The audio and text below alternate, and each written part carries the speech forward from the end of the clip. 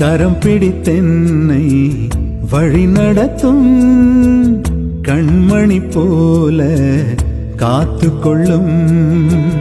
கரம் பிடித்தென்னை வழி நடத்தும் கண்மணி போல காத்து கொள்ளும். கரைத்திரையில்லா வாழ்வழித்து கரைத்திரையில்லா வாழ்வழித்து பரிசுத்த பாதையில் நடத்தி செல்லும்.